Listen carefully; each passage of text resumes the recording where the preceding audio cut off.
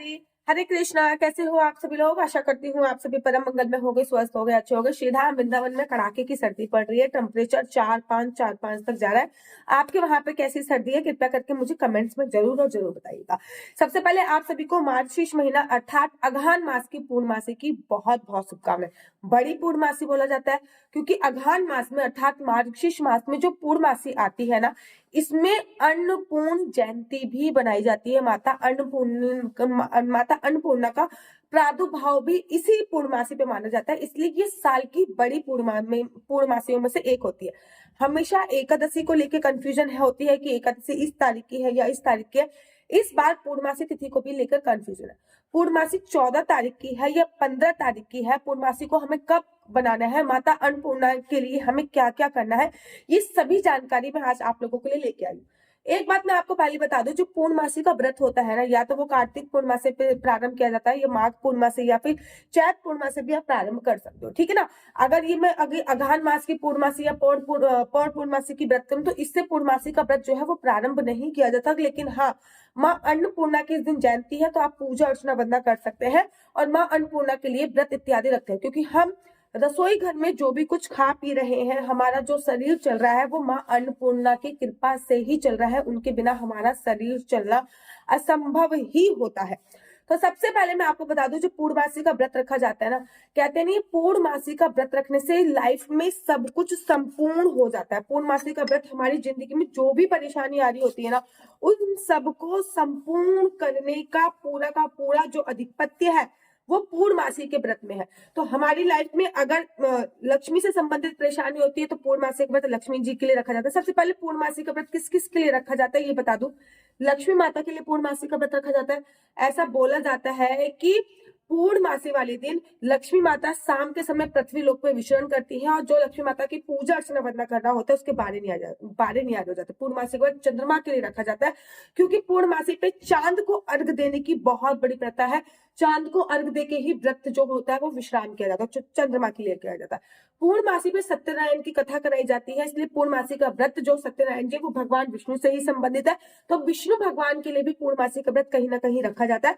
पूर्णमासी का व्रत भगवान शिव के लिए भी रखा जाता है, क्योंकि पूर्णमासी जो होती है वो चांद के लिए और चांद भगवान शिव के ही शीश पे विराजमान है। तो एक व्रत 5 लोगों के लिए रखा जा रहा है, तो सोचिए उस व्रत की महिमा कितनी ज्यादा होगी।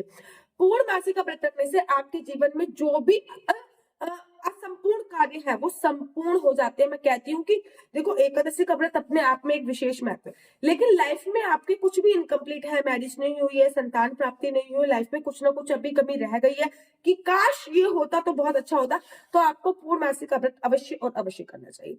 पूर्णमासी का जो व्रत होता है उसमें चांद को अर्घ देने की बहुत बड़ी महिमा कही गई है। और इस बार जो पूर्णमासी का व्रत है इसमें माँ अन्नपूर्णा जयंती भी है। कहते हैं जब बनारस में अकाल पड़ा था तो माता पार्वती ने ही माँ अन्नपूर्णा का रूप धारण किया था, और माता पार्वती ने जब अन्नपूर्णा का रूप धारण किया था तो भगवान शिव ने उनसे भिक्षा मांगी थी। और जब भगवान शिव ने उनसे भिक्षा मांगी थी तो ये जो माँ पार्वती ने अन्नपूर्णा का रूप जिस दिन धारण किया था उस दिन मार्गशीर्ष माह की अगहन माह की पूर्णमासी ही तिथि थी, इसलिए अगहन मास की पूर्णमासी पे माँ अन्नपूर्णा की पूजा अर्चना वंदना करी जाती है।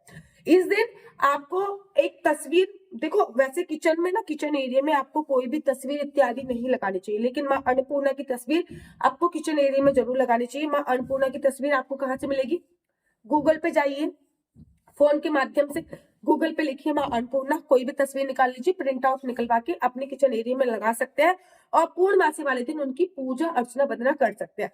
इस दिन जो आपका गैस होती है, जिस गैस पे आप लोग खाना इत्यादि बनाते हैं, इस पे स्वास्तिक बनाकर केसर चंदन हल्दी का तिलक लगाइए और थोड़ा सा खीर बनाकर समर्पित जरूर कीजिए। इस दिन अपनी किचन एरिया की और विशेषकर जो आपका चूल्हा होता है उसकी पूजा अर्चना वंदना जरूर करनी चाहिए। तो अब ज्यादा विलंब न करते हुए मैं आपको बताती हूँ कि पूर्णमासी तिथि कब प्रारंभ हो रही है। 14 दिसंबर को है या 15 दिसंबर को है, क्योंकि मैंने पंचांग से सारी डेट नोट कर ली है। तो अभी मैं आपको बताती हूँ कि पूर्णमासी तिथि की कब प्रारंभ हो रही है। पूर्णमासी तिथि का जो प्रारंभ हो रहा है ना, वो शनिवार को 14 दिसंबर को दिन शनिवार को शाम को 5 बजे के आसपास हो रहा है। मतलब 4:58, मतलब ये समझ लीजिए 5 बजे, मतलब शनिवार 14 तारीख को शनिवार को शाम को 5 बजे प्रारंभ हो रही है। और वही पूर्णमासी तिथि का जो विश्राम हो रहा है वो 15 तारीख को 2:30 के आसपास हो रहा है। अगर हम 14 तारीख को व्रत रखते हैं तो उदय तिथि के अनुसार व्रत नहीं माना जाएगा, लेकिन हमें चांद के जो दर्शन हो रहे हैं वो 14 तारीख को ही हो रहे हैं।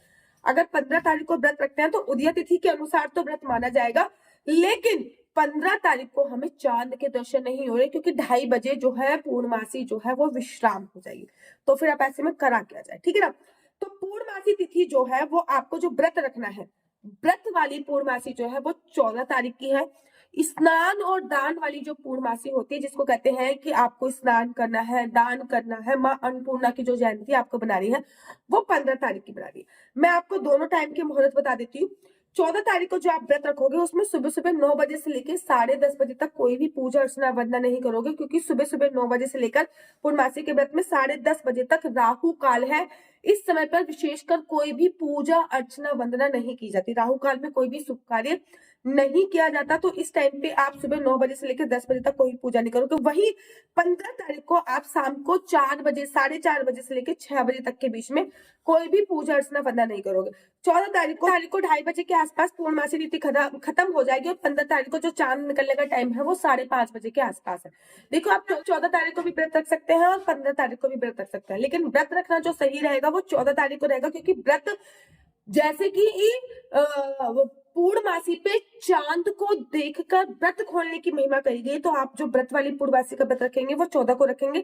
बहुत सारे लोग 15 को भी रख रहे हैं, वो भी सही है, लेकिन कहीं कहीं पे बहुत सी जगह 14 भी रखा जा रहा है। अगर मेरी बात करूं तो मैं पूर्णमासी पे खीर इत्यादि बनाती हूँ। मां अन्नपूर्णा की जो जयंती में बनाऊंगी, खीर इत्यादि जो बनाऊंगी वो मैं 15 तारीख को बनाऊंगी। 15 तारीख को जो चांद उदय होने का समय है वो 5:30 बजे के आसपास है। और व्रत जो मैं रखूंगी वो 14 तारीख को ही रखूंगी। मां अन्नपूर्णा की जो जयंती बनाऊंगी वो मैं 15 तारीख को बनाने वाली हूँ।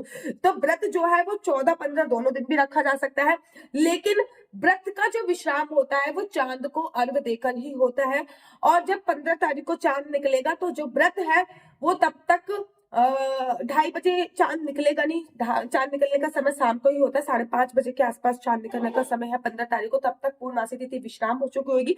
लेकिन अगर आप 15 तारीख को व्रत रखते हो तो मेक श्योर कि आप जल्दी से जल्दी चांद को अर्घ देके अपना व्रत जो है विश्राम करो। कहीं कहीं पे उदय तिथि के अनुसार भी व्रत रखा जाता है, तो वो आप 15 को रख सकते हैं।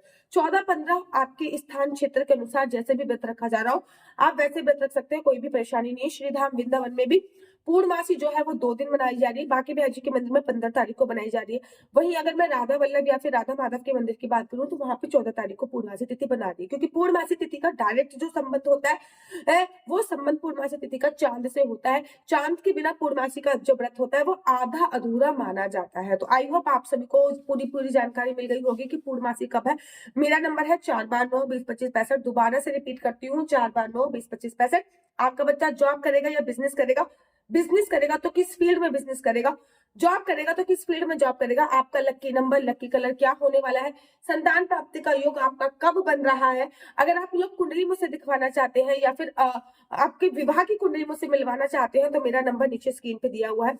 कुंडली देखना बिल्कुल भी फ्री नहीं है, इसके थोड़े से चार्जेस है। इस नंबर पे मुझसे किसी भी प्रकार से कोई क्वेश्चन आंसर पूछने के लिए फोन मत कीजिए। ये नंबर केवल और केवल कुंडली दिखाने के लिए है। अगर आप लोग कुंडली दिखवाना चाहते हैं तभी इस नंबर पे मेरे से संपर्क कीजिएगा, अन्यथा इस नंबर पे मुझे कृपया करके फोन मत कीजिएगा। मेरी बहुत छोटी सी बच्ची है तो मुझे परेशानियों का सामना करना पड़ता है। अगर आपको मेरी वीडियो अच्छी लगती है तो आप अपने यूट्यूब चैनल हरी बोल को लाइक शेयर सब्सक्राइब करना बिल्कुल भी मत भूलिए। तब तक के लिए मुझे दीजिए इजाजत। राधे राधे। हरे कृष्णा। वृंदावन धाम आ रहे हैं तो गर्म कपड़े अपने साथ लेकर आइए। वृंदावन धाम में बहुत कड़ाके की इस समय पे सर्दी पड़ रही है। राधे राधे। हरे कृष्णा। हरि बोल।